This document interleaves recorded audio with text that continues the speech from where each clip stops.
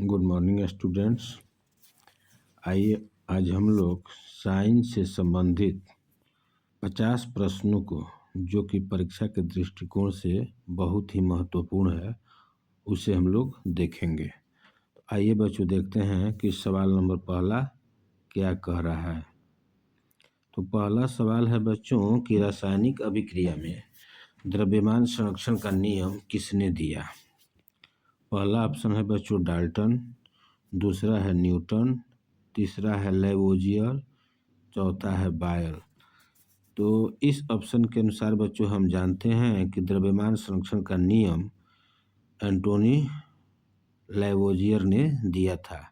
इसका अलग अलग किताबों में बच्चों अलग अलग नाम मिलता है, कहीं लावोजियर लिखता है, कहीं एंटोनी लैवोजियर लिखता है। तो इस प्रकार जो भी लिखा हो, लेकिन ध्यान में रखेंगे लैवोजियर से सब इसका ऑप्शन सही हो जाएगा। अब हम लोग देखते हैं बच्चों सवाल नंबर 2 कि निम्न में से कौन अम्लीय ऑक्साइड है। तो पहला है बच्चों सोडियम ऑक्साइड, दूसरा है कैल्शियम ऑक्साइड, तीसरा है कार्बन डाइऑक्साइड, चौथा है मैग्नीशियम ऑक्साइड। तो बच्चों हम जानते हैं कि इसमें सोडियम ऑक्साइड, कैल्शियम ऑक्साइड और मैग्नीशियम ऑक्साइड जो धातुओं के ऑक्साइड होते हैं, ये धातुओं के ऑक्साइड हैं। और धातुओं के ऑक्साइड जो है क्षारीय प्रवृत्ति के होते हैं, जबकि ये कार्बन डाइऑक्साइड जो है अधात्विक मतलब है। तो ये अधात्विक जो ऑक्साइड होते हैं वे अम्लीय प्रकृति के होते हैं। अतः इसका सही ऑप्शन हो जाएगा बच्चों सी, कार्बन डाइऑक्साइड।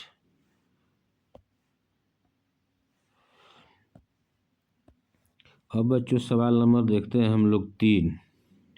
कह रहा है सवाल नंबर 3 में बच्चों कि जंग लगना किस प्रकार की अभिक्रिया है। संयोजन अभिक्रिया, अपघटन अभिक्रिया, विस्थापन अभिक्रिया, ऑक्सीकरण। तो बच्चों हम जानते हैं कि लोहे में जंग लगना ऑक्सीकरण अभिक्रिया के अंतर्गत आता है। अर्थात बच्चों इसमें लोहे का ऑक्सीजन व नमी से अभिक्रिया करके जो पदार्थ बनता है या बनने की प्रक्रिया को ही ऑक्सीकरण कहते हैं। तो इस प्रकार इसका सटीक आंसर हो जाएगा बच्चों ऑप्शन डी, ऑक्सीकरण। चौथा सवाल है बच्चों कि पीएच मान 7 वाला विलयन होता है। तो बच्चों हम जानते हैं, आइए इसको समझते हैं। हम पीएच स्केल बना करके, जैसे मान लीजिए कि यहाँ 0 हो गया, यहाँ 7 हो गया, यहाँ 14 हो गया। तो 0 से लेकर के बच्चों जो 7 से कम यानी 0, 1, 2, 3, 4, 5, 6, 7 मैंने 6 तक से 7 से कम होते हैं वो अम्लीय प्रकृति के होते हैं, जबकि 7 जो होते हैं उदासीन प्रकृति के होते हैं और 7 से अधिक जो होते हैं 14 तक वे क्षारीय प्रकृति के होते हैं। तो इस प्रकार हमको देखना है कि पीएच मान 7 वाला क्या होगा। तो बच्चों हम जानते हैं कि पीएच स्केल पर जिसका मान 7 होता है वह उदासीन प्रकृति का होता है। अतः इसका सही ऑप्शन हो जाएगा बच्चों सी।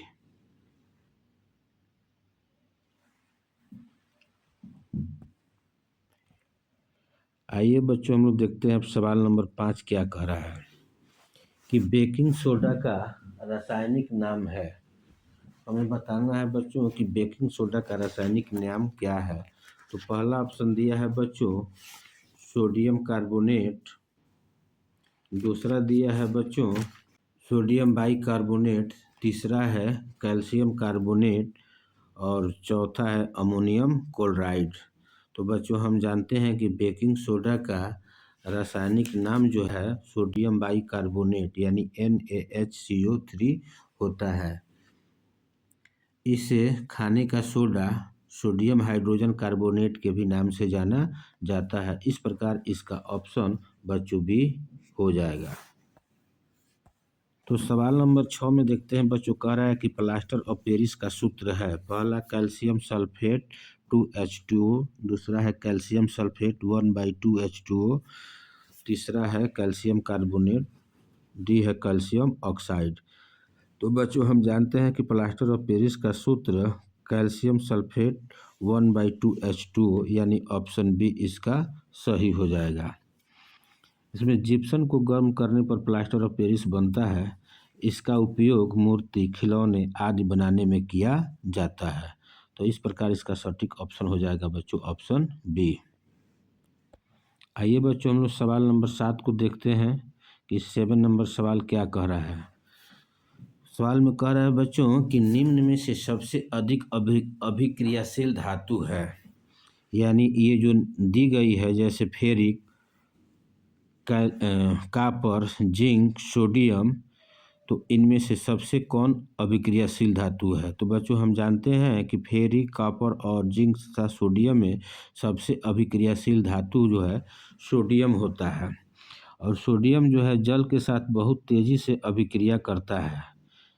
इस कारण इसे मिट्टी के तेल में डुबो करके रखा जाता है, क्योंकि मिट्टी के साथ यह अभिक्रिया नहीं करता है। अतः सोडियम को मिट्टी के तेल में डुबो कर रखते हैं, और इसका सटीक आंसर हो जाएगा बच्चों ऑप्शन 7 का डी, सोडियम। अब हम लोग देखते हैं बच्चों सवाल नंबर 8 कि क्या कह रहा है। धातु का विद्युत अपघटन किस प्रक्रिया से होता है। धातु का विद्युत अपघटन किस प्रक्रिया से होता है। पहला है शोधन, दूसरा है संवर्धन, तीसरा है निष्कर्षण, और चौथा है मिश्र धातु। तो बच्चों हम जानते हैं कि धातु का विद्युत अपघटन जिस प्रक्रिया से होता है उस प्रक्रिया को हम निष्कर्षण कहते हैं। भी धातुओं के अयस्क से उसके पदार्थों को प्राप्त करने को शुद्ध अयस्कों से मतलब कह सकते हैं कि शुद्ध अयस्कों से धातु निकालने की जो प्रक्रिया होती है उसे ही हम निष्कर्षण कहते हैं। इस प्रकार इसका सटीक ऑप्शन हो जाएगा बच्चों सी। अब बच्चों देखते हैं सवाल नंबर 9 कि स्टेनलेस स्टील किसका मिश्र धातु है। Fe+C यानी फेरिक प्लस कार्बन का, दूसरा है Fe+Cu यानी फेरिक प्लस कॉपर का, तीसरा है Fe यानी ferric plus chromium plus nickel, और डी है बच्चों एल्युमिनियम प्लस कॉपर। तो हम जानते हैं बच्चों कि स्टेनलेस स्टील जो है फेरिक, क्रोमियम और निकिल का मिश्र धातु होता है। इस प्रकार इसका ऑप्शन सी हो जाएगा। आइए बच्चों हम लोग देखते हैं सवाल नंबर 10 की क्या कह रहा है। सवाल नंबर 10 में कह रहा है बच्चों कि कार्बन के किस अपरूप में सबसे कठोरता होती है, यानी कार्बन के कौन कौन से इसमें अपरूप हैं और इस अपरूप में सबसे कठोर पदार्थ कौन होते हैं उसे हम देखना है। पहला ऑप्शन है बच्चों ग्रेफाइट, दूसरा है कोयला, तीसरा है हीरा और चौथा है कोक। तो हम बच्चों जानते हैं कि इसमें सबसे कठोरतम पदार्थ जो कार्बन के अपरूप से होता है उसमें वह होता है हीरा। तो इस प्रकार इसका ऑप्शन सी सही हो जाएगा। अब बच्चों हम लोग देखते हैं सवाल नंबर 11। सवाल नंबर 11 क्या कह रहा है बच्चों, कह रहा है कि इथेनॉल का रासायनिक सूत्र है तो CH3OH, C2H5OH, तीसरा है CH3COOH और चौथा है C2H6। तो बच्चों हम जानते हैं कि एथेनॉल का जो सूत्र होता है वह होता है C2H5OH। इसे अल्कोहल एथिल या अल्कोहल के नाम से भी जानते हैं। तो इस प्रकार इसका सही ऑप्शन हो जाएगा बच्चों 11 का बी। अब हम लोग देखते हैं बच्चों कि साबुन का निर्माण किस प्रक्रिया से होता है। साबुन का निर्माण किस प्रक्रिया से होता है। पहला है न्यूनीकरण, दूसरा है ऑक्सीकरण, तीसरा है सैपोनिफिकेशन और चौथा है अपघटन। तो बच्चों हम जानते हैं कि साबुन का निर्माण यानी तेल प्लस क्षार जब अभिक्रिया करते हैं तो साबुन प्लस ग्लिसरॉल बनता है। इस प्रक्रिया को ही हम क्या कहते हैं, सैपोनिफिकेशन कहते हैं। इस प्रकार इसका सटीक ऑप्शन हो जाएगा बच्चों ऑप्शन सी। अब हम लोग देख रहे हैं बच्चों सवाल नंबर 13 कि जीवों की मूल संरचनात्मक इकाई क्या है, अर्थात जीव की वह सबसे छोटी रचनात्मक एवं क्रियात्मक इकाई क्या है। पहला है बच्चों ऊतक, दूसरा है अंग, तीसरा है कोशिका और चौथा होता है तंत्र। तो बच्चे हम जानते हैं कि किसी भी जीव की सबसे संरचनात्मक एवं क्रियात्मक इकाई कोशिका होती है, और जब एक ही प्रकार के कोशिका किसी विशेष स्थान पर मिलते हैं तो तब जाकर के ऊतक बनता है, और ऊतकों के मिलने से बच्चों जो है अंग बनता है, और अंगों के मिलने से तंत्र बनते हैं यानी अंग तंत्र बनते हैं, और जब कई अंग तंत्र मिलते हैं तब जाकर के हमारे शरीर का निर्माण होता है। तो इस प्रकार बच्चों हम कह सकते हैं कि जीवों की सबसे छोटी मूल संरचनात्मक एवं क्रियात्मक इकाई कोशिका है, यानी ऑप्शन सी सही है। अब बच्चों हम देखते हैं 14 नंबर सवाल। पादप कोशिका की बाहरी परत कहलाती है, अर्थात जो पौधे होते हैं उनकी बाहरी परत क्या कहलाती है उसे हम देखना है। तो बच्चों पहला है प्लाज्मा झिल्ली, दूसरा है साइटोप्लाज्म, तीसरा है कोशिका भित्ति, चौथा है नाभिक। तो बच्चों हम जानते हैं कि ये कोशिका भित्ति जो है केवल पादपों में पाई जाती है, और ये कोशिका भित्ति जो है पादप के सबसे बाहरी संरचना होती है। इस प्रकार इसका सटीक आंसर हो जाएगा बच्चों ऑप्शन सी कोशिका भित्ति। अब हम लोग देखते हैं बच्चों सवाल नंबर 15। कह रहा है कि माइटोकॉन्ड्रिया को क्या कहा जाता है, यानी भोजन का भंडार, दूसरा है शक्ति गृह, तीसरा है नियंत्रण केंद्र, और चौथा है प्रोटीन। तो बच्चों हम जानते हैं कि भोजन टूट करके ऊर्जा बनाती है, और यह माइटोकॉन्ड्रिया के अंदर होता है, और इस माइटोकॉन्ड्रिया को हम शक्ति गृह के नाम से भी जानते हैं, अतः इसका ऑप्शन बी हो जाएगा।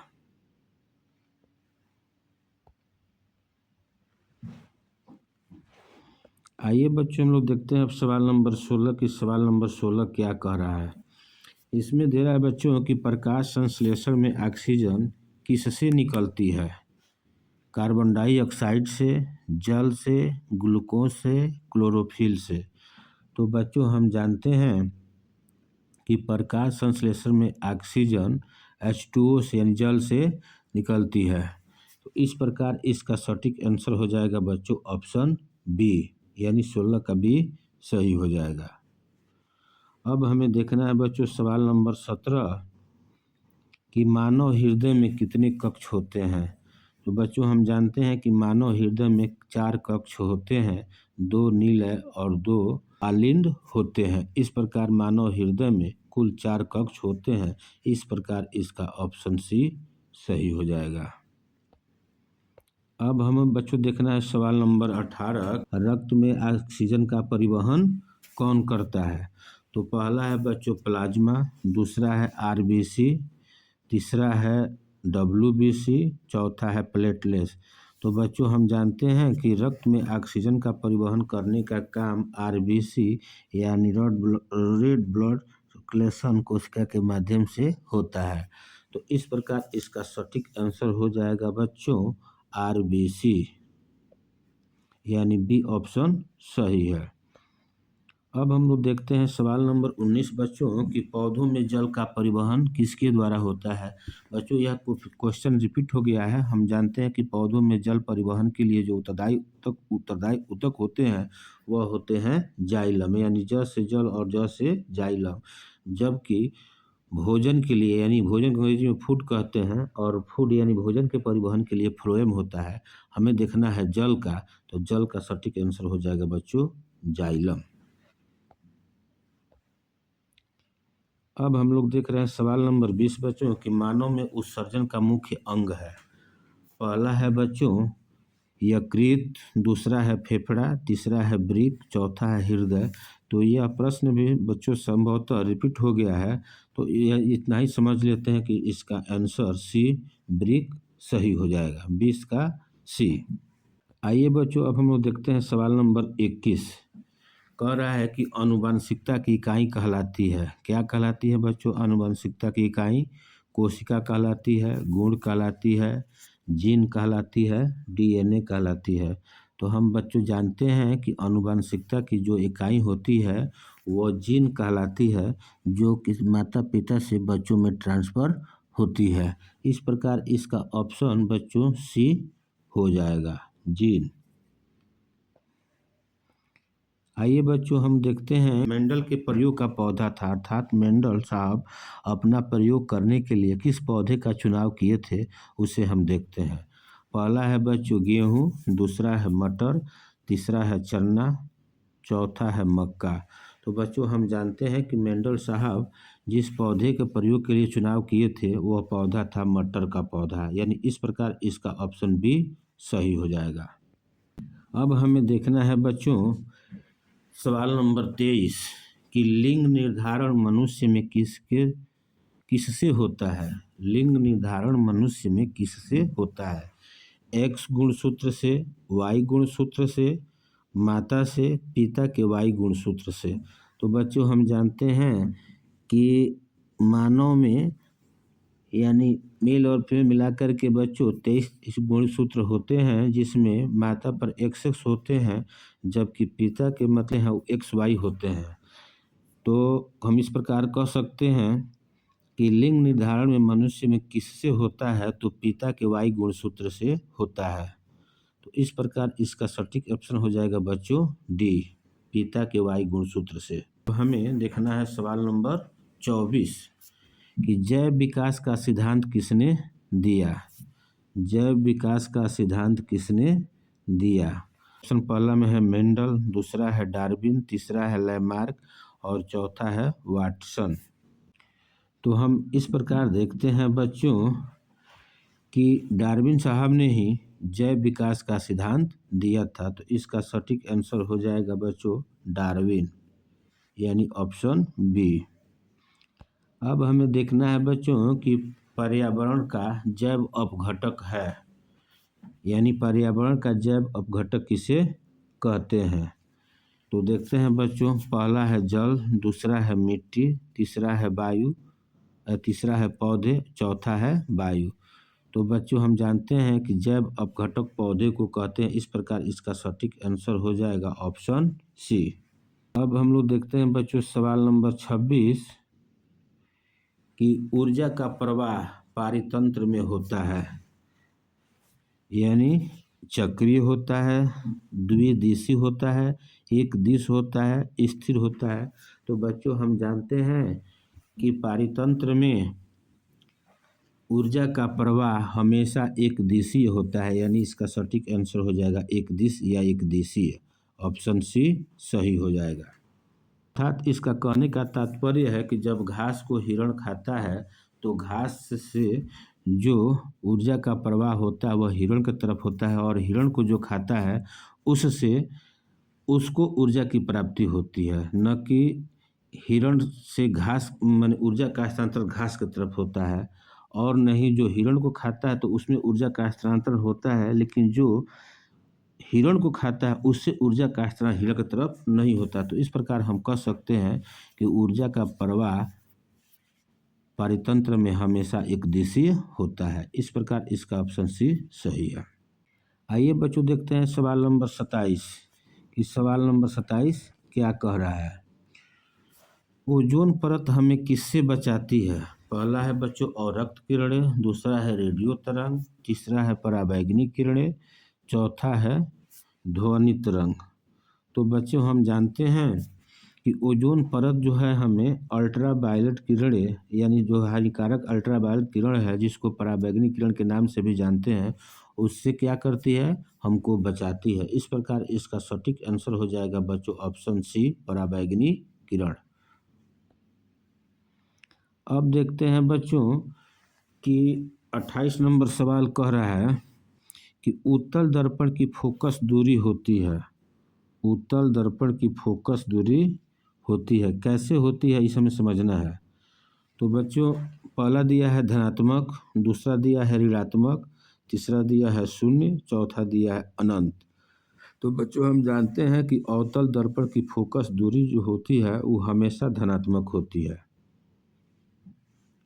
इस प्रकार इसका सही ऑप्शन हो जाएगा बच्चों ऑप्शन ए। अब बच्चों हमें देखना है सवाल नंबर 29 कि सवाल नंबर 29 क्या कह रहा है।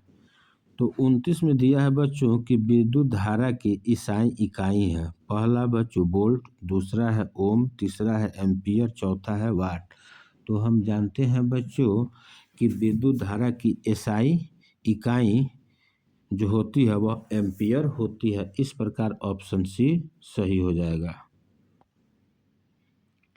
अब बच्चों देखते हैं सवाल नंबर 30 कि ओम का नियम संबंधित है शक्ति से, प्रतिरोध से, ऊर्जा से, धारा व विभव से। तो इसका सही आंसर होगा बच्चों धारा व विभव से, यानी इसका ऑप्शन डी सही है। आइए बच्चों देखते हैं विद्युत शक्ति का सूत्र क्या होता है। विद्युत शक्ति का सूत्र क्या होता है, तो इसका सटीक आंसर, चूंकि इस प्रश्न को पहले हम लोग देख चुके हैं बच्चों, तो इसका आंसर हो जाएगा ऑप्शन सी। आइए हम लोग देखते हैं सवाल नंबर 32 कि चुंबकीय क्षेत्र की दिशा ज्ञात करने का नियम है। चुंबकीय क्षेत्र की दिशा ज्ञात करने का जो नियम है उसे हम किस प्रकार समझते हैं।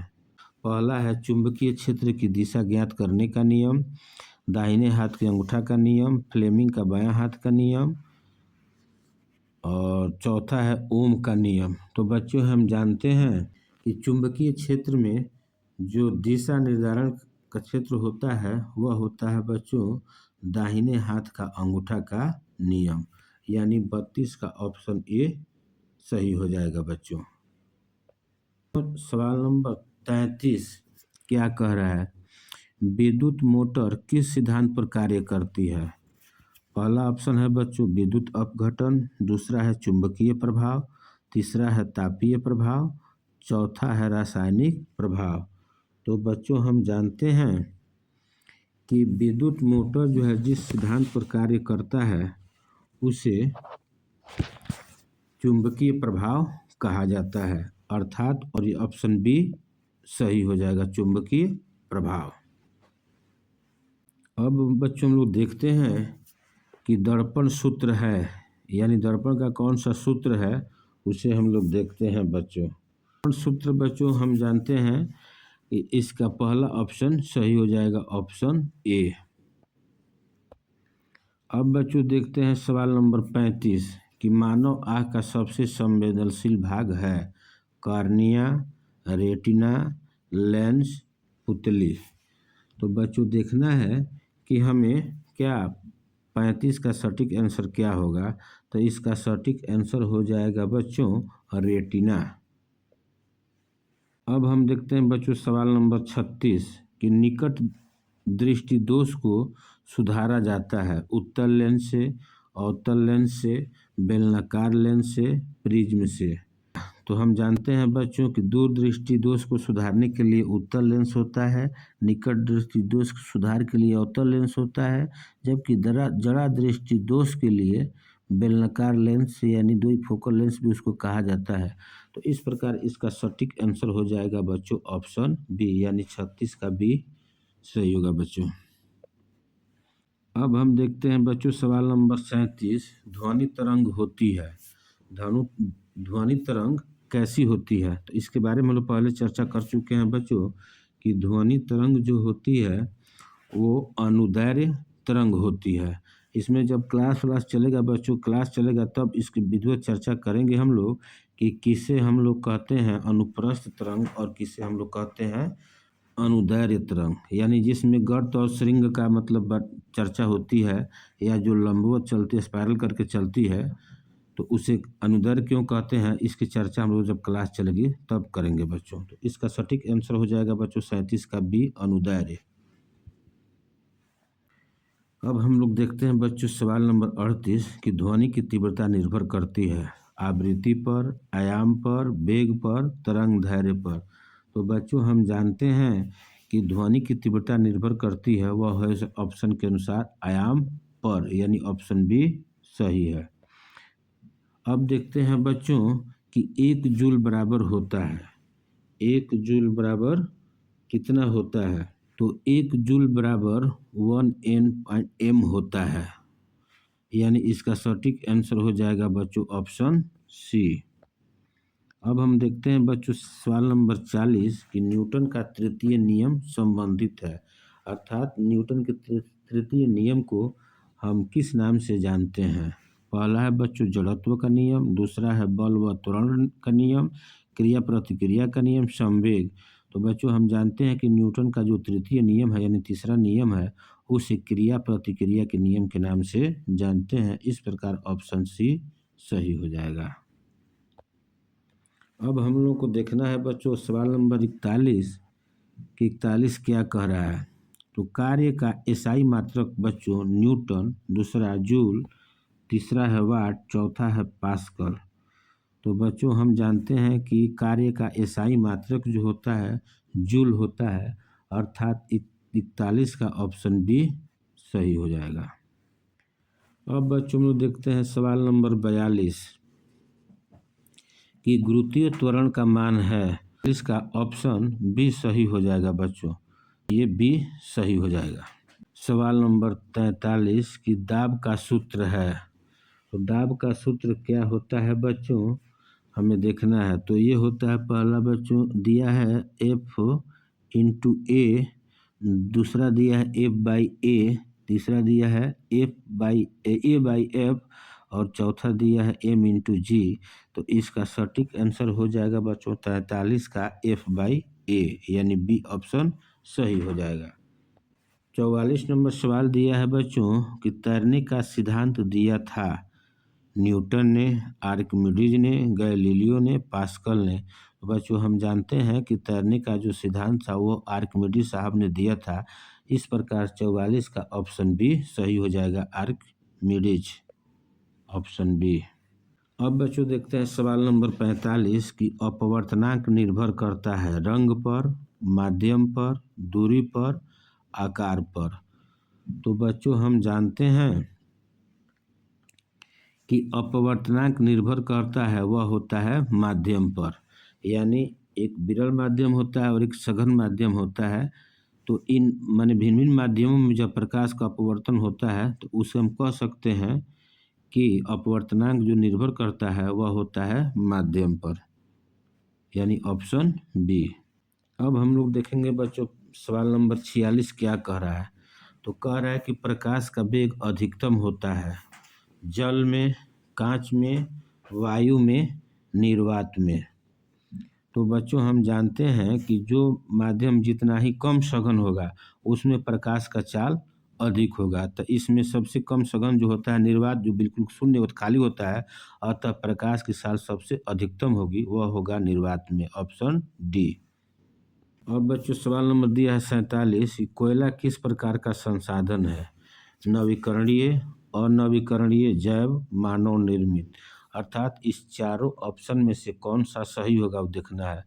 तो बच्चों हम जानते हैं कि कोयला जो है अनवीकरणीय संसाधन के रूप में जाना जाता है, क्योंकि इसे पूर्ति करने से ये बहुत जल्दी इनकी पूर्ति नहीं होती है, बल्कि इनके बनने में लाखों वर्ष लग जाते हैं।